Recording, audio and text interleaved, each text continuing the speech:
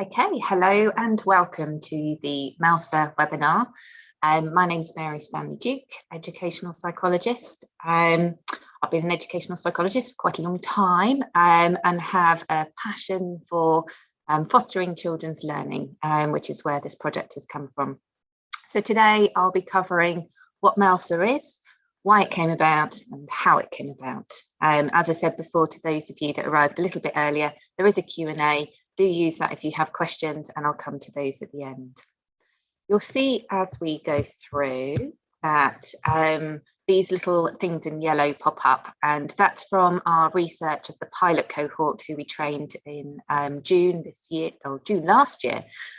So they're just to give you a bit of an idea of what some of the MeLSAs have actually said about this, okay? This webinar is aimed predominantly at professionals, so teachers, Senkos, teaching assistants, head teachers, but there may be other of you attending, you've heard about it and you're interested, so hopefully it's accessible to you all, and as I say, any questions, put them in the Q&A as we go along. So what are we going to cover today? I'm going to go over what MeLSA is, so MeLSA in a nutshell. I'm going to meet the creators and trainers of MeLSA, take you through the development, the concept, some of the theory and the training outline, and importantly, the psychology. Going to go through how the sort of plans for embedding MeLSA, so talk a little bit about supervision and the further training ideas that we've got, and how we're planning to develop an evidence base. I have got my trusted notes at the side, so if you see me looking down there, that's what I'm doing there. Okay, so the essence of MeLSA. It's about building capacity of schools to support the learning needs of their pupils. And we do this through delivering an evidence-based research, delivering that in a way that's accessible and interactive, to ensure that those that are on the course have a sound understanding of the sort of, the fundamental psychology of learning. And the ultimate aim of our MeLSAs is to give them the skills to assist children and young people to be more skilled and independent learners. That's kind of the essence of MeLSA. Let's get it right. You'll understand why I said ELSA later on. So MeLSA in a nutshell, you'll see the tree, that's the visual that we use, and what that is about is kind of an analogy. So the fruits are the mastered skills, so they're the skills that we already have. So in a school-based setting, they might be things that you measure, those summative assessments, sort of what calculations they can do in maths, what they know in history, what spellings and what have you. What we're focusing on in MeLSA is how we develop those buds and flowers that develop into the fruit, so those beginning of skills that we can see. And we talk about how we can foster those, so we're kind of in that zone of next learning and how we can take those into the fruit. So making sure, so you might be working with a learner who's got an idea about some calculations but can't do them all the time, and how we can make that a little bit more consistent. So the ultimate aim is for MeLSAs to use mediating skills to help the learner develop skills for independent learning. Okay, and it's also about helping MeLSAs sort of be responsive to the learners that they work with. But these buds and flowers that learners have are very individual to each learner, and that might be based on their life experiences, the culture that they've grown up in, the environment that they've been privy to.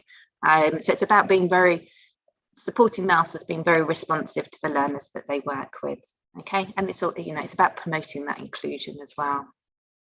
So I just want to take a little sidestep into mediating, and that's because it's obviously part of the training course name, and sometimes people aren't too sure what it means.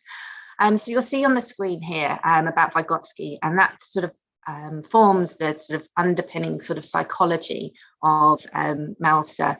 And Vygotsky was very much around looking at how learners learn, but sort of looking at the importance of that social interaction. And he talked very much about things that learners can do on their own. So those are those master fruits, if we take it back to the tree, and how MeLSAs are working with learners in that zone of, he calls it proximal, which I could never say, development. I like to think of it the zone of next learning, the potential of a learner. And that's where we are around the outside, there are all the things that the learner can't do. So there's plenty of things I still can't do. They're kind of like, I'd have to work jolly hard there, but there are lots of things where I've got a little bit of skill. And if I'm working with somebody who's a bit more able than me, then I'm more than capable of doing that, but I often need maybe a little bit of support. So that's what we mean by mediating. It's that middle bit in there. And mediating is a little bit different to teaching. Teaching is more about, I have the skill and I'm going to teach it to you. Mediating is about responding to the learner and thinking about the skills that they've got and they need to develop, maybe changing the task or the environment to support that learner engaging. There's a lot of mediating in teaching. It's not to say the two are completely different, they just have different subtleties. But what we're looking at in MeLSA is very much around that mediating. We then draw on another bit of psychology from Raven Forrestein, who I always struggle to say his name. And he talks about sort of 3 essential things that need to happen for a learning experience to be called mediating. And some of you might have seen the blog that I've written. You can see the blog name there. If you Google any of that, it'll come up for you. And it's about communicating to our learners what it is we're doing. So that's mediating the focus of our learning. Why are we doing it? So that's kind of mediating the meaning. And importantly, where else could I use this? And that's about mediating the transference of learning, that I might learn this in the classroom, I might learn this in a certain situation, but I can also use this skill somewhere else. So those are some of the sort of fundamentals behind MeLSA.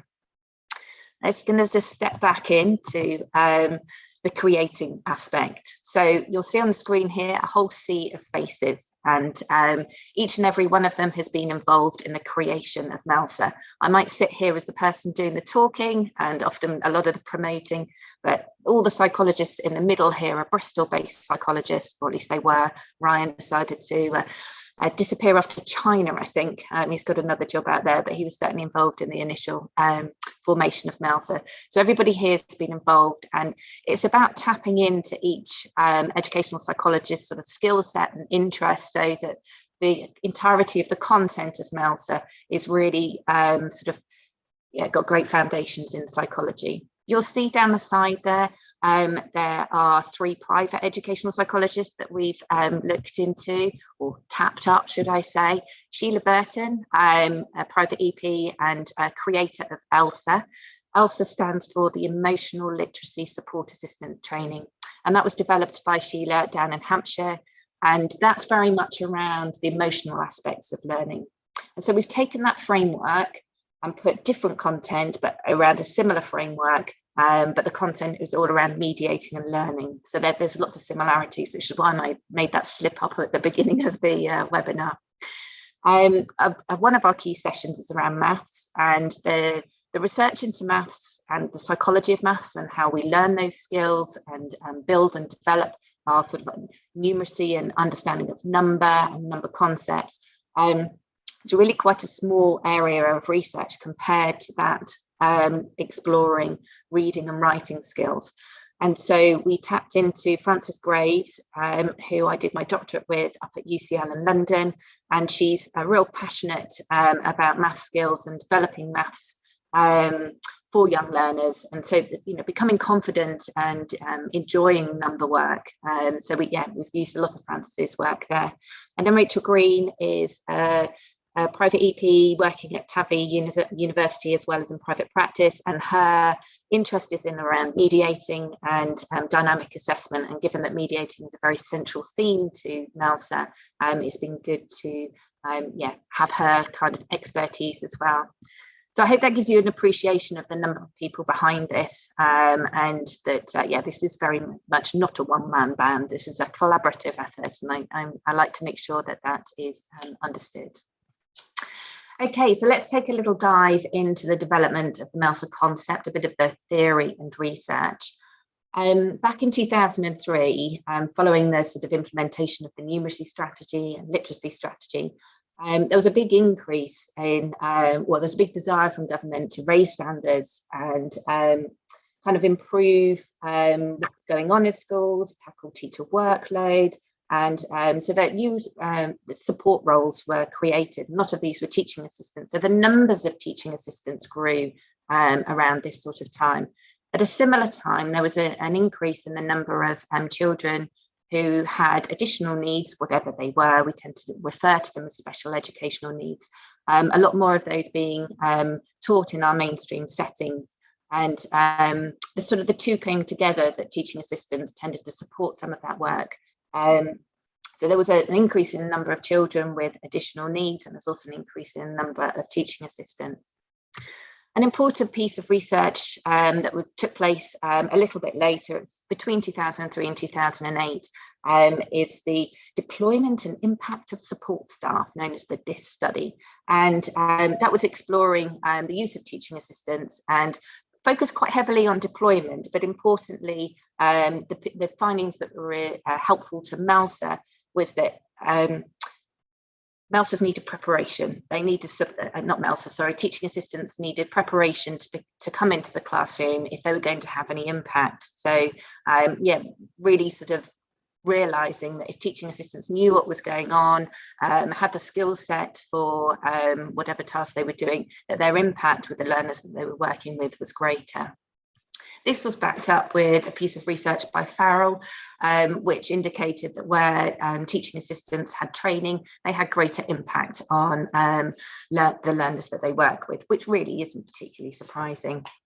A systematic review by Van der Pol and colleagues looked at scaffolding, and we've talked about mediating, and you can think of scaffolding in a similar sort of way, sort of those steps that we might put in place to help a learner make progress. And they gave a framework for thinking about the interactions that create that sort of scaffolding. Lovely to have a framework, but didn't really talk about sort of how those interactions might take place. So that's really where MeLSA comes in, with sort of really thinking about what is it about these interactions, what is it we say we do that are going to make them mediating. Then we looked at the evidence of impact and effectiveness of the MeLSA sort of framework and the way that it's been rolled out. And there's a growing evidence base for that. There's a lovely website to do with MeLSA, which is worth exploring. There's plenty of qualitative research. And by qualitative, I mean research that's looking at people's conversations and thoughts around the impact of the effectiveness of the MeLSA framework. So that's where we kind of were sort of thinking about all of this. And we very much aware that the research seemed to show that teaching assistants had much more impact when they were trained, but actually what does the training kind of look like? And then we took a look at ourselves and what we did as EPs, and we kind of reflected on our own practice. We looked at the schoolwork that we carry out around learning, any training requests that we get around learning, and what we sort of commonly talk about in our report writing. And we sort of thought about, you know, what are common themes that are coming out around this sort of, you know, the aspects of learning. What do we wish that other people knew? What do we wish that teaching assistants knew and could put into practice? So we use that as a starting point. Then we went to the Senkos in the city, and this all happened during lockdown, and so there was much more sort of email communication with schools, and we were very lucky to have a couple of brilliant assistant psychologists at that time. So they sent out some questionnaires, and we had 30 responses, which, given it was during COVID, we were absolutely delighted with. Where we asked questions around what do you wish your teaching assistants knew? Have they been on any training? What was the impact of that training? What training would you like your teaching assistants to have? And then because this happened sort of during lockdown and slightly before, we were thinking about this slightly before, we were lucky enough to have a few conversations with TAs themselves around their views of learning and what they wish they knew in their practice. And we took this together and we kind of themed it and thought about how it might build together. And it sounds like it's a very straightforward process, and then we came up with this, but yeah, there was lots of kind of thinking that went on around that. And so it was helpful to use the MeLSA framework because we kind of had an idea of a number of days that we kind of wanted to aim for. And yeah, that was kind of the sort of the framework which was particularly helpful.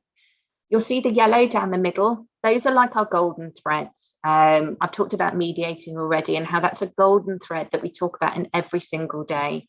There's also growth mindset, which we felt was a particularly important thing to put at the middle. And a lot of research shows about the importance of growth mindset, not only of the learners that we work with, but also us as adults. So we felt that it was quite important to start out thinking about learning and our MeLSA's view of their own learning and their own mindset before they think about the mindset of those that they work with. And as you can see, these are the sort of days that we've come up with. There isn't time to go into all of them, but I'll give you a little brief overview. So in thinking about thinking, we very much focus on executive function skills and that sort of thinking about thinking and planning and self-regulation. As you can see, these first 3 days very much sort of interlinked, because we then talk about sort of recall and memory, how we make our memories, how the importance of recall, how we can support. We talk about cognitive load there. Those first 3 days are sometimes what I call a little bit kind of nebulous. There's an awful lot of kind of concepts and psychology that we talk about. And then what we do is we graph that onto learning math skills and the learning of reading and writing. And we find that some of the interventions that teaching assistants have come across, like maybe precision teaching, which is something we talk about, we can then talk about, and this is why it's helpful, that all the things that we've spoken about little and often, about sort of recall, about the cognitive load, are all part of precision teaching. But it makes much more sense once you know the psychology that's behind it. The very last day, we left a little bit open when we initially did our first pilot training, because we weren't too sure how everything would land and what that last day would look like. It's coming together in quite a it's got a much more solid format where we review the learning that we've been through. We use maps, so making an action plan. We do a nice map with the MeLSAs, and I'll show you some of those shortly. We think about starting supervision and how we are going to move forward, because we know that training is really important, but it's the step after, which is where I always talk about, is where the magic happens, where we start putting it into practice and thinking and potentially getting stuck and sort of going, well, I tried, but I'm not too sure what went wrong. That's where we come back together in supervision sessions and we can talk things through. Okay. The next 2 slides are a little bit overwhelming. This is all the psychology. So for the psychologists among you, these are some of the key psychological studies which we drew from. How did we choose them?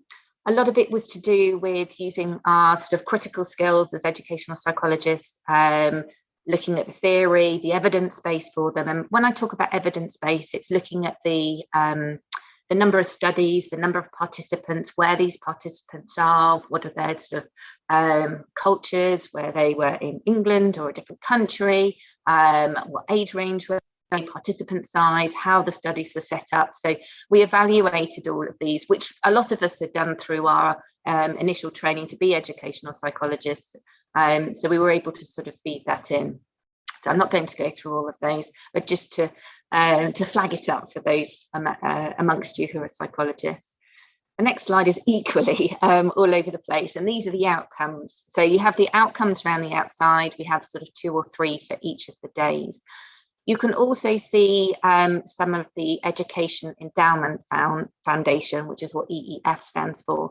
And this is, I had to look it up just to be doubly sure. It's they on their website, they say they're a charity with a moral imperative for supporting teachers and senior leaders in raising attainment, closing the gap by distilling sort of research into sort of nuggets which are useful. So we did draw on these, but we kept our critical eye, and we also kept our eye on what the psychology out there tells us about how children learn across all these different areas.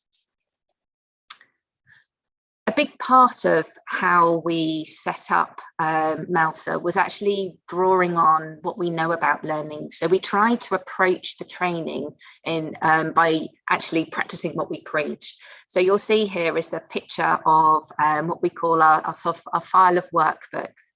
So every training day, if I go back to the previous slide, each of those training days has a written workbook that comes together to form a file, which is their sort of resource. They can write all over it or whatever they want with it, photocopy it, share it. But what we hope is that, and what's certainly the pilot and cohort 1 that we've done the training with have said, the power of it means that they can just be in the learning sort of frame of mind during our sessions without having to busy take notes. They've got something to refer to afterwards. It's almost like these workbooks are everything that we say in the training, so that they can actually be in the training and sort of experience it. We also know from research that teaching assistants come with such a wide variety of skills, from a couple of GCSEs straight through to masters, and we wanted to reflect where they are. So there might be some MeLSAs that want to go back and reread it because they didn't quite get it the first time. There might be other MeLSAs that want to go a bit deeper. So there are extra resources and places they can go to deepen their knowledge in any particular area that takes them out of interest. You'll also see there a pencil. This is the graduation present. Everybody loves a little freebie, except it's not a freebie because nothing's free in this world, but it's a little so they graduate out of MeLSA, and the term MeLSA coach is there for a reason, that they move from sort of just learning to actually sort of doing. And we've used the word coach because it gives that idea of coming alongside, of working with, which we feel is really important to establish that it's very bespoke to each learner that we work with and they're working with.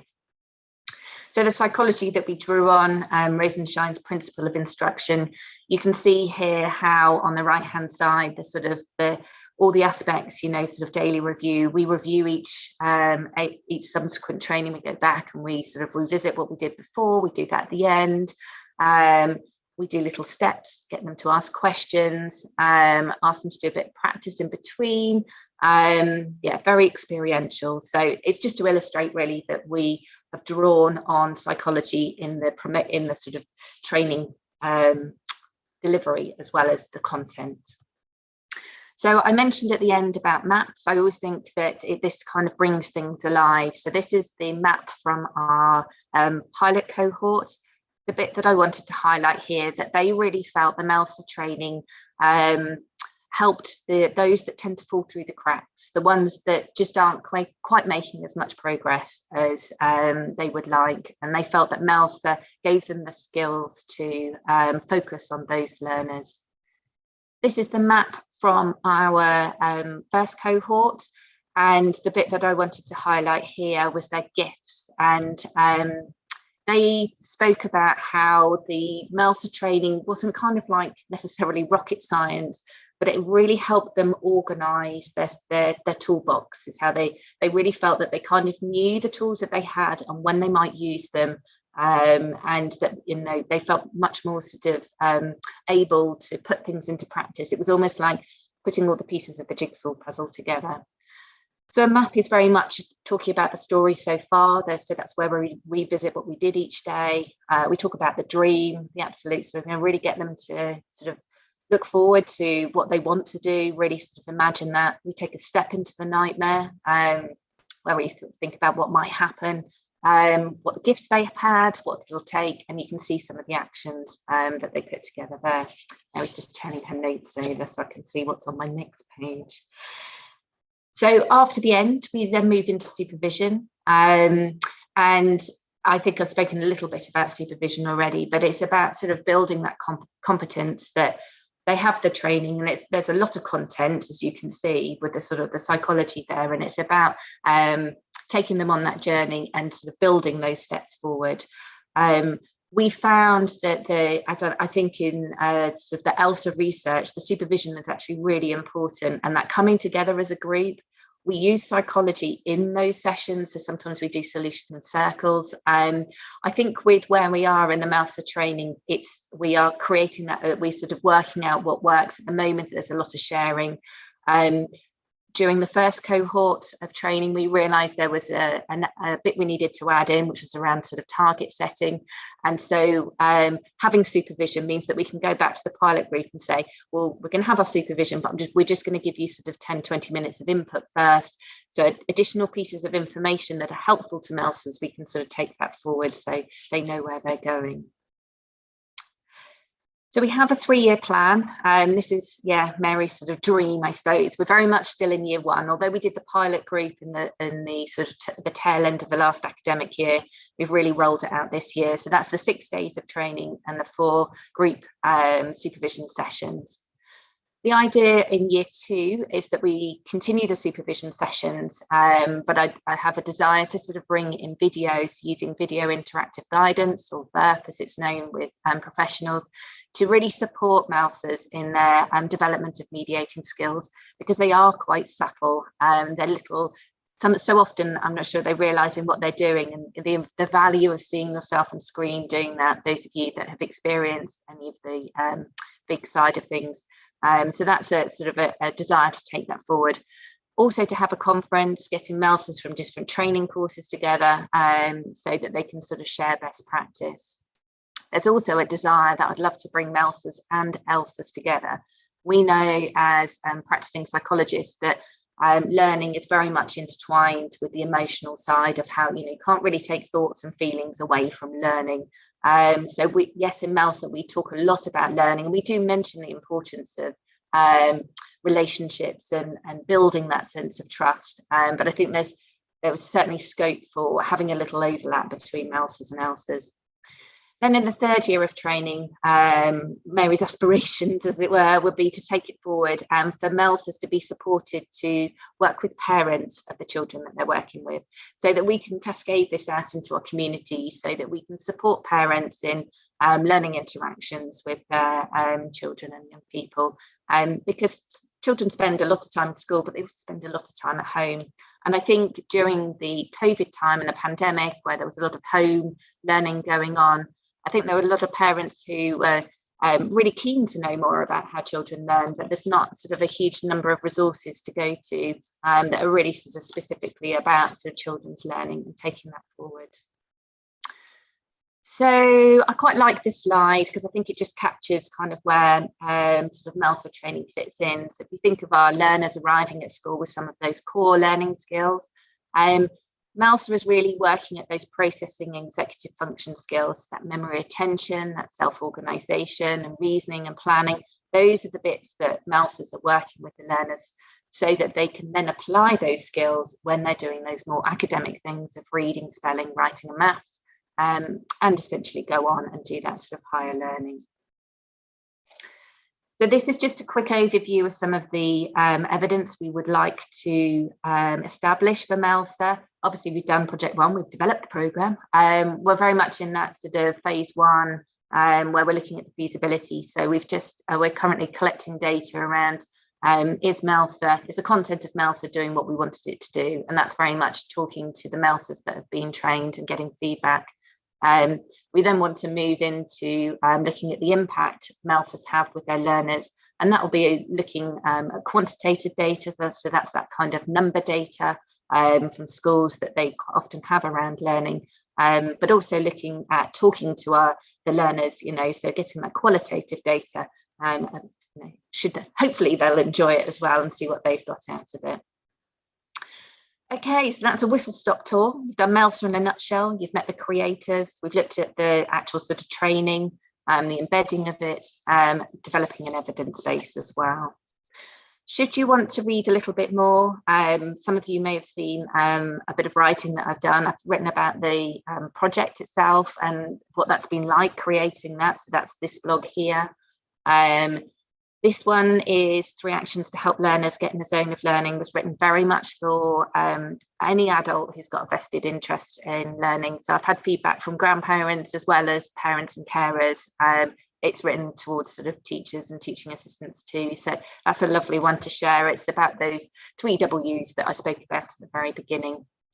And then during COVID times, as we were creating the content of MeLSA, we wanted to create videos for learners during that time because we just wanted to get the message of MeLSA out there before we'd actually kind of created all of the sort of training package. It felt important that some of the key things were shared. So these videos were available on the edsite.org.uk website. So if you Google that, you'll find it. Okay, so just wanted to bring you back to the tree. There's my contact. There's my 2 Twitter accounts, one for me and one for MeLSA. So feel free to get in touch should you need to. So that's over and out from me. I will turn to the Q&A. There's quite a lot in the chat as well. I'll start with the Q&A. So yeah, this is where I find it very difficult to read and engage with you at the same time. So there's a question around, is this mainly applied in a classroom or in a small group or one-to-one sessions? The beauty of MeLSA is it can be applied in all those situations. We talk about every interaction being a learning interaction. So yeah, it could be applied in all of those. Predominantly, I think we're thinking about for MeLSA that it would more be those small group interactions. But MeLSAs have said, the MeLSAs who we've worked with who have more of a whole class responsibility have found it just as helpful. They've talked about, and this is something we talk about in MeLSA, about kind of like having the MeLSA lens. They look at their learners in a slightly different way and are able to see, I can see what aspect you're finding tricky, or all these three seem to think that, yeah, they've got no capacity to sort of learn or change. We do talk about in MeLSA that we don't have to do kind of like paper activities to explore some of these skills. We can do it through play and games, and that's a particularly positive way of sort of engaging others.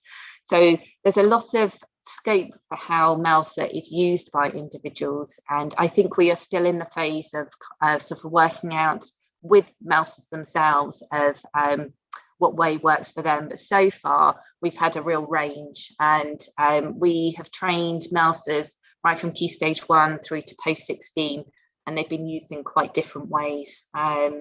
What's been beautiful actually is watching how creative MeLSAs can be with how they apply it. Sometimes there's a little bit of confidence needed to sort of say, I think you know what you need to do here, and having the sort of the scope and support from the senior managers in their school to sort of apply it in the way that they see fit. So hopefully that answers your question.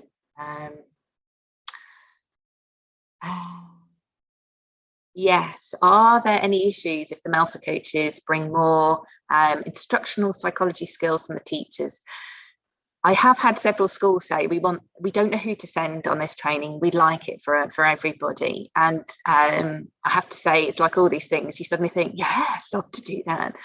But it's how do we get that 6-day content into sort of content sort of across schools? And we certainly thought about doing that, and schools are interested.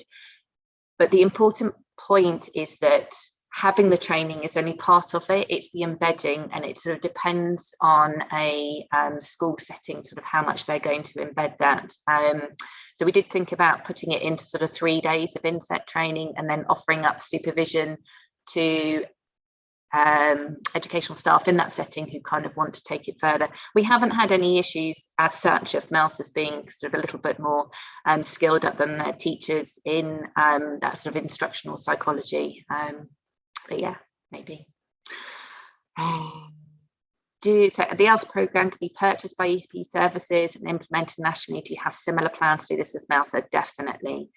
What we'd like to do is to share the package, but what we charge for it will give the time to do the research, is what we're sort of thinking. We're really keen to share. We've been busy beavering away trying to make the package very much so you can sort of get up and run with it, so that there isn't that trying to interpret it. So the slides are very detailed with key points, theoretical sort of underpinnings of what we're saying, how it links to other parts of the MeLSA course. We're thinking of keeping the workbooks very similar, so they wouldn't be changed, just so that if what we'd really like is to work in partnership with other local authorities and gather data about effectiveness or changes that seem to work in different places, so that yeah, we can come together nationally, you know, to show that this training package is effective and helpful for the learners that we work with. So hopefully that answers your question.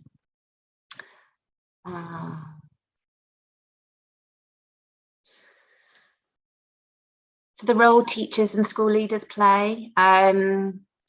Yeah, I think we're still on a road to working that one out. What we always wanted, which happens in the MeLSA training, is having senior leaders join that first day. But because of COVID, that's been really difficult. Even doing the training in person in June last year was really challenging because of COVID restrictions. So we've kept the numbers in the room to just MeLSAs. I've done what I can sort of video wise, and I've been in touch with Senkos, but I think what we're hoping on those conferences is to invite senior leaders of MeLSAs in their schools to support them with sort of how they can make the best use of their MeLSA training. That's the plan. I'd love to be part of some of the projects that are going across the country about the deployment of teaching assistants, because it's almost like this sits alongside it. We need to think about how we deploy our teaching assistants, but we also need to think about the skill set that they have. And it's very much around MeLSA having, complementing that, having the skills there. There isn't a particularly entry criteria for MeLSA. I've had interest from assistant Senkos wanting to join the trainings. I don't want to say it's only for certain people. If you're interested in fostering children's learning and learning the psychology, then we really welcome you. And with the hope that you can take this information and embed it in your setting in a way that is helpful. It's not a one size fits all. You've got the information and we can work with you to think about how you might support, roll it out in your setting. So there isn't necessarily an entry criteria, except you've got to love learning, really, and be creative. We've been really lucky. The MeLSAs we've had have just, have taken to it like a duck to water. It's almost like these are the skills that, or the information that they just needed to know. One of the feedback was somebody had done a master's in education, but then said something like, the MeLSA training was way more accessible and interesting and applicable, which, was music to our ears. Whether they were saying it was true or not, I don't know. So yes, if you're interested, do email me. I am collating a bank of other local authorities who are interested. Really keen to sort of work together. Obviously, I've got to work hard with my own local authority to sort of work out what that looks like and make sure that there's the time in the day to do it. But yeah, definitely up for sort of partnership with other local authorities. So if you just send me an email, I'll add you to the database. We are just in the final phases of polishing the resources so that, as I say, that you can pick them up and run with them. Because what happened was initially we all developed our passion aspect of the training, and then when somebody else came to deliver it, was like, I don't understand what you've written here. So we kind of needed to put a bit more background into it and be very explicitly clear so that you can pick it up and run with it as an educational psychologist. Okay, I think that's probably time. I've gone in the Q&A. I haven't looked in the chat line. Let's have a look. I don't know if there are any others in there. So I think, that's Sarah that's putting things in there. Thank you, Sarah, for what you've done. Okay, thank you. Over and out from me. Thank you very much for taking the time to join us. I hope that's been helpful. If there are any questions that I either didn't answer or you'd like to discuss more, just get in touch. Okay, thank you very much.